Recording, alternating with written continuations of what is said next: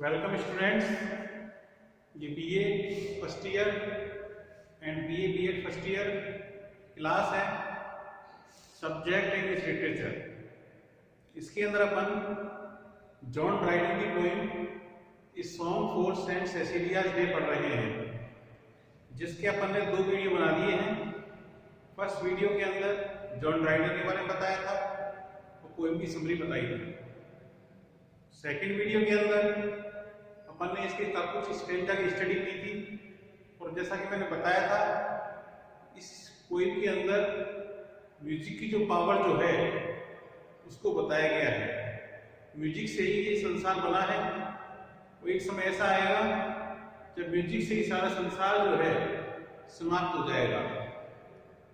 उसके बाद पोइट जो है अलग अलग प्रकार के जो म्यूजिकल इंस्ट्रूमेंट्स जो होते हैं उनके बारे में बता रहा है। जैसा कि हमने पहला म्यूजिकल इंस्ट्रूमेंट जो था वो ट्रम्पेट पढ़ा।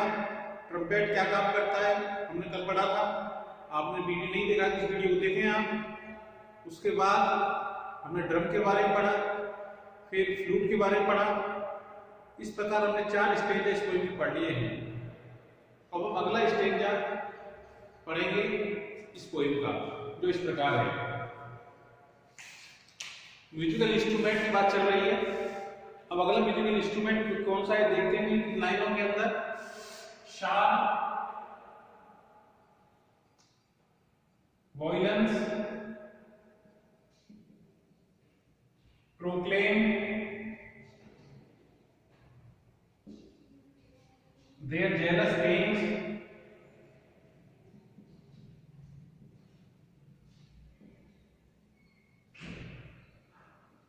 and desperation,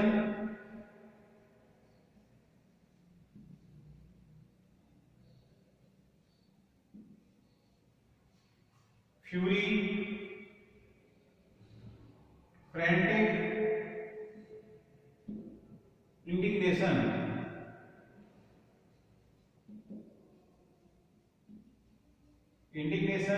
depth of pains,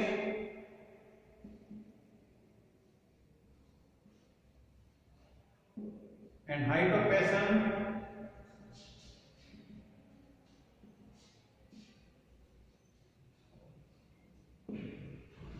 for the fear,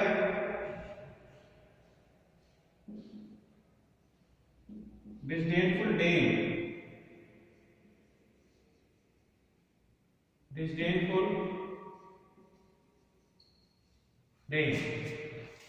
अब ये अगला स्टेंजा है। ये स्टेंजा है 5। कौन सा स्टेंजा है ये स्टेंजा 5 है। स्टेंजा 5। इसके अंदर अपन अब वॉयलेंस के बारे में पढ़ रहे हैं। वॉयलिन जो होता है ये भी एक म्यूजिकल इंस्ट्रूमेंट है। और वॉयलिन क्या काम करता है, वॉयलिन भी जो है मोस्टली प्रेमियों के लिए बजाया जाता है। जब प्रेमियों को दुख होता है, तो परेशानी होती है, कोई तकलीफ होती है, प्रेमिका नाराज होती है या प्रेमी नाराज होता है, तो उस समय वॉयलिन का इस्तेमाल किया जाता है पोइट के अनुसार। तो कह रहा है शार्प और प्रोक्लेम। प्रोक्लेम माने शोर। जब वॉयलिन को शार्प माने तेजी से, जब वॉयलिन को तेजी से बजाया जाता है, देयर जेलस पेन्स, तो एक दूसरे के प्रति जो मन में ईर्ष्या है, जेलस माने ईर्ष्या, पेन्स माने पेन्स, और ईर्ष्या के कारण एक दूसरे को तकलीफ हुई है, एक दूसरे को जो डिस्टरबेंस हुआ है उसके बारे में पता चलता है। वॉयलिन जब बजाया जाता है तो एक दूसरे के अंदर पेन हो रहा है, किसके कारण, जेलसी के कारण। डेस्पिरेशन, और ये डेस्पिरेशन में निराशा, डिसअपॉइंटमेंट,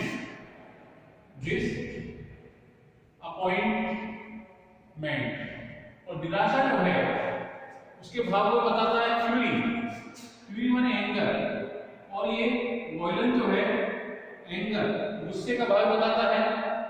फ्रेनेटिक इंडिग्नेशन माने नाराजगी, फ्रेनेटिक माने मैडनेस, पागलपन की, और इंडिग्नेशन माने नाराजगी, कोई एंगर से ले सकते हैं। तो जब बहुत ज्यादा पागलपन होता है तो हम महसूस कर सकते हैं। डेप्थ ऑफ पेन, दुखों की गहराई, कष्टों की गहराई, हाइट ऑफ पैशन, भावों की ऊंचाई, भाव बहुत ज्यादा बढ़ जाते हैं। किसके लिए होते हैं भाव? फेयर माने ब्यूटीफुल, फेयर माने ब्यूटीफुल, डिस्डेनफुल माने नाराज, डे माने प्रेमिका विलम, ब्यूटीफुल लेडी भी होती है, डे माने ब्यूटीफुल लेडी, ब्यूटीफुल लेडी। जब ब्यूटीफुल लेडी नाराज हो जाती है, एंग्री हो जाती है, तो उसके लिए वॉयलेंस जो है उसको बजाया जाता है। तो स्टेज ऑफ 5 के अंदर पॉइंट बता रहा है वॉयलेंस की खूबियां। जब वॉयलिन बजाया जाता है तो ईर्ष्या, ऐसा लगता है मानो कोई ईर्ष्या हो रही हो, कोई पेन हो रहा हो, कोई नाराजगी हो रही हो, कोई कष्ट हो रहा हो। इस ब्यूटीफुल ह्यूमन जो है, ब्यूटीफुल विलन जो नाराज हो गई हो, तो मैडनेस जैसी चीजों को वॉयलिन जो है दर्शाता है। इस प्रकार मैंने वॉयलिन के भावों को पढ़ा। अब हम आगे बढ़ते हैं stage number 6।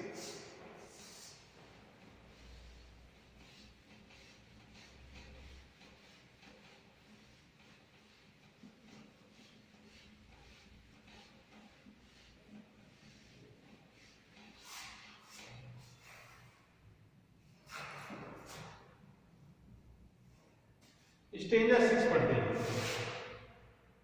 But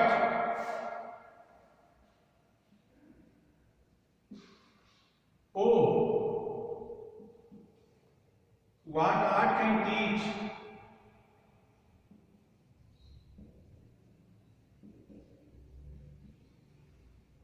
what human voice can reach,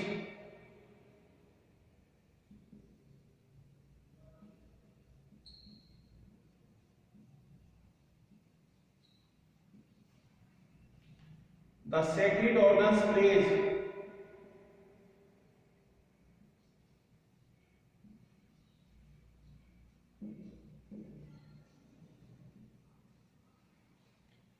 notes inspiring holy love,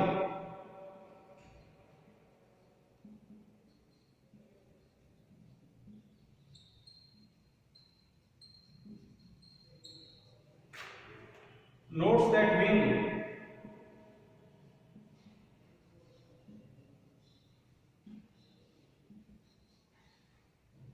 their heavenly way,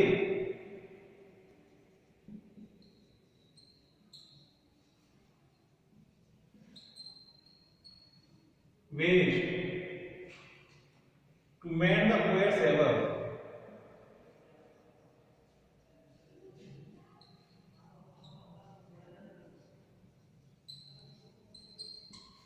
अब इस स्टेंजा के अंदर ऑर्गन के बारे में बताया गया है। ऑर्गन भी एक म्यूजिकल इंस्ट्रूमेंट है। माउथ ऑर्गन भी होता है और अलग ऑर्गन भी होता है। तो इसके अंदर ऑर्गन के बारे में बताया गया। ऑर्गन की क्या खूबियां होती हैं? सेक्रेट और पायस, यहां से लेंगे तो ऊपर से समझा जाएगा। पहले ये समझे और इसके ऑर्गन की खूबियां बताई जा रही है। तो कहने का मतलब ये है, what art can teach, what human voice can reach. तो कहने का मतलब ये है, जो चीज कला सिखा सकती है, जहां ह्यूमन वॉइस पहुंच सकती है, ये सब बातें बताई जा रही हैं। तो सेक्रेट ऑर्गन जो है वो क्या करता है? नोट्स वाले स्वर, इंस्पायरिंग होली लव। जब सेक्रेट ऑर्गन से म्यूजिक निकलता है, एक वो म्यूजिक जो होता है वो इंस्पायर करने वाला होता है, लोगों को प्रेरित करने वाला होता है। Notes that win their heavenly way, और इससे जो स्वर जो निकलते हैं वो सीधे स्वर्ग की ओर जाते हैं। ऑर्गन से जो म्यूजिक निकलता है वो म्यूजिक डिवाइन म्यूजिक होता है। ऐसा म्यूजिक होता है जो डायरेक्ट गॉड को टच करता है, गॉड को प्रभावित करता है। To mend the poets ever, poets का मतलब डांस ग्रुप, पोएट्स का मतलब होता है डांस ग्रुप। आसमान के अंदर जो डांस ग्रुप है, स्वर्ग के अंदर डांस ग्रुप है, उसके अंदर भी मतलब सुधार आ सकता है, उसके ऊपर उससे बढ़कर हो सकता है। कहने का मतलब ऑर्गन की पावर बताई गई है। ऑर्गन जो होता है उससे जो साउंड जो निकलती है, म्यूजिक जो निकलता है वो म्यूजिक बिल्कुल हेवनली होता है, वो डिवाइन म्यूजिक होता है। और आसमान के अंदर जो देवी देवता बैठे हैं वो भी उस म्यूजिक से क्या होते हैं? प्रभावित होते हैं। आगे बढ़ते हैं।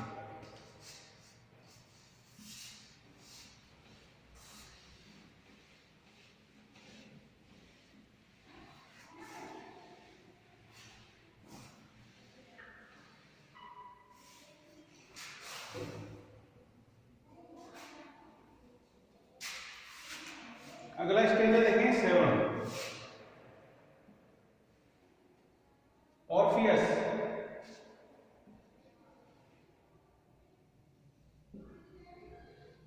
Orpheus could lead the savage race, could lead the savage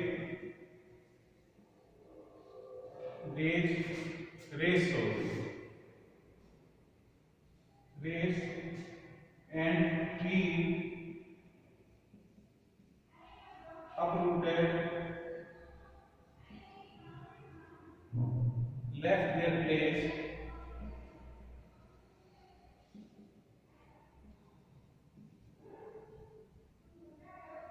Sequentius of the lion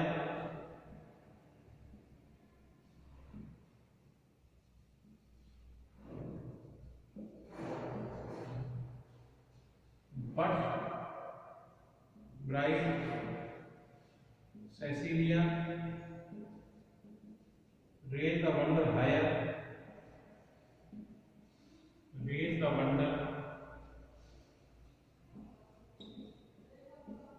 higher, went to her organ,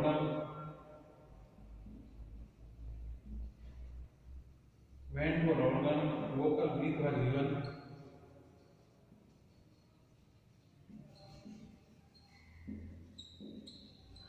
was given, an angel heard and straight appeared,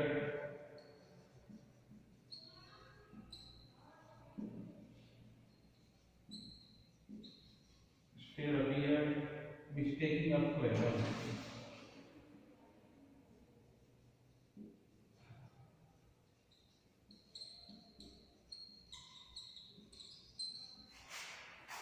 अभी स्टेज 7 इसके अंदर ऑर्फियस के बारे में बताया गया है।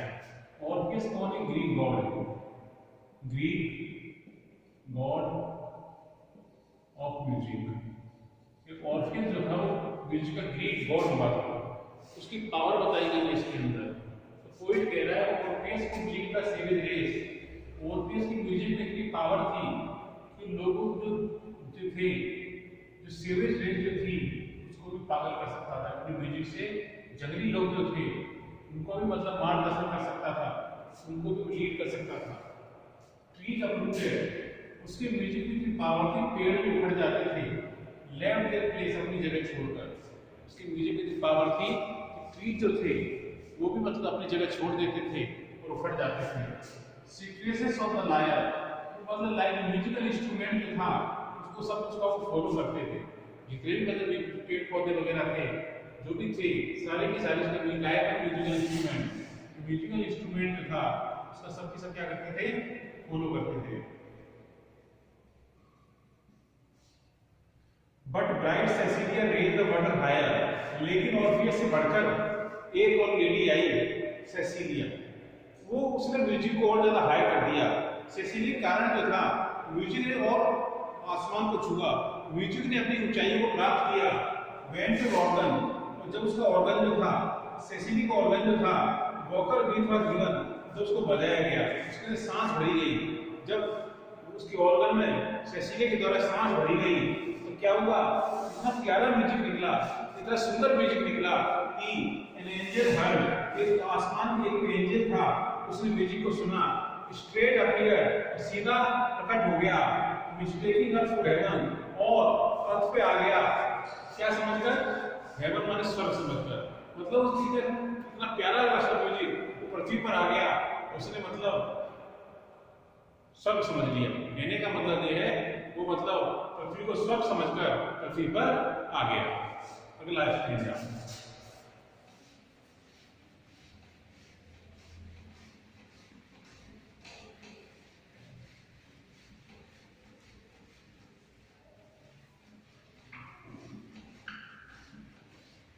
इसका एक पार्ट और है ग्रैंड कोरस, आखिरी भाग है इसका, इस पोएम का। इसके बाद पोएम खत्म हो जाएगी। ग्रैंड कोरस, ये पोएम का आखिरी पार्ट है इसका। As from the power of sacred lays, the spheres begin to move.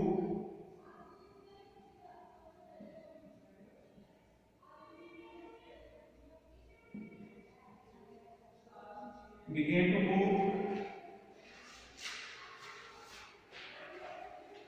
and Sun, the great creator, and Sun, the great creator's praise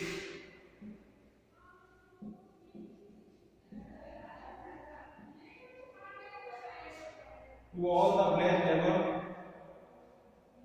all the blessed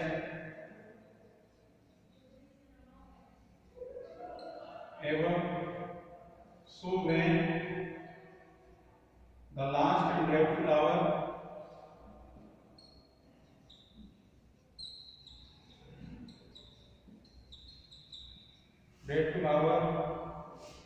this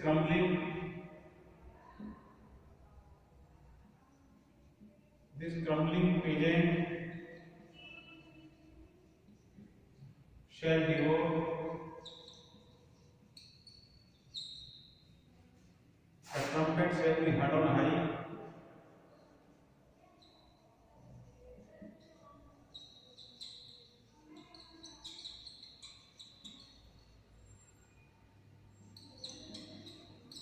On high, the dead shall live and living die.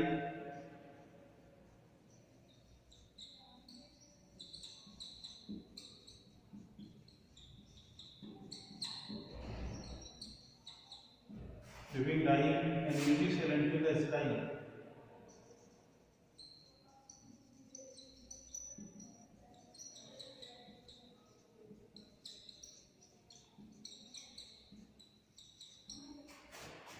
ये poem का आखिरी stanza था। इसके अंदर बताया गया है कि पावर जो है म्यूजिक की पावर को बताया गया है। आखिरी स्टेंजा के अंदर कोरस वो होता है जो ग्रुप होता है म्यूजिशियन का। And from the power of sacred days, sacred में पवित्र लेन में लीड इन प्योर सॉन्ग, मतलब प्योर सॉन्ग को गाइड आते हैं, पवित्र म्यूजिक जो निकलता है उसकी पावर से स्फीयर सारा ब्रह्मांड जो है बिगेन टू मूव, वो हिलने लगता है। म्यूजिक की पावर से सारा ब्रह्मांड जो है वो हिलने लगता है। And sung the great creators praise, और सभी लोग क्रिएटर माने गॉड, सभी लोग गॉड की प्रशंसा करने लगते हैं। सभी लोग गॉड की प्रशंसा करने लगते हैं जब इस पवित्र गीतों को सुनते हैं। To all the blessed heavens, जितने भी आसमान में लोग हैं, वे लोग जो स्वर्ग में बसे हुए हैं, सभी को मतलब अच्छा लगता है और सभी को आशीर्वाद प्राप्त होता है। So when the last and develop hour, अंतिम आवर, लेकिन जब अंतिम आवर आएगा, जब सृष्टि का अंतिम समय आएगा, जब मतलब जजमेंट डे आएगा, जजमेंट डे का मतलब होता है अंतिम समय, जब अंतिम दिन आएगा, अंतिम समय आएगा दुनिया का, दिस क्रम्बलिंग पेजेंट कौन है? दुष्ट गैब्रियल जिसे कहते हैं, गैब्रियल दैट जो है वो शैल डिवोर, सबको निगल जाएगा, सबको नष्ट कर देगा। The trumpet shall be heard on high, फिर आसमान में ट्रम्पेट की आवाज सुनाई देगी। The dead shall live and the living die, इससे क्या होगा? जजमेंट डे के दिन क्या होगा? एक म्यूजिक निकलेगा, ऊपरी से म्यूजिक सुनाई देगा। म्यूजिक क्या देगा? क्या उस म्यूजिक से क्या होगा? कि मरे हुए लोग हैं वो क्या हो जाएंगे? जीवित हो जाएंगे। मरे हुए लोग जो हैं वो क्या हो जाएंगे? जीवित हो जाएंगे। एंड म्यूजिक से रेडियो द स्काई, और इसका मतलब जो है सारे आसमान में म्यूजिक फैल जाएगा। कहने का मतलब ये है सारे सृष्टि जो है वो म्यूजिक से ही शुरू होगी और म्यूजिक से क्या होगा? अंत होगा। तो ये अपनी पोएट्री को पूरा कर दिया है। ये आखिरी पोएम थी ब्रिटिश पोइट्स के अंदर, और अगला सेक्शन पढ़ेंगे इसके बाद। अब मुझे उम्मीद है पोएम समझ में आ गई होगी। एक बार वीडियो समझ में दोबारा दे रहेगा। ये पोएम जो है 3 पार्ट में बनी हुई है, first part, second part, third part, बस तीनों पार्ट जो इसके पूरे हो गए हैं। Thank you for this class. Okay.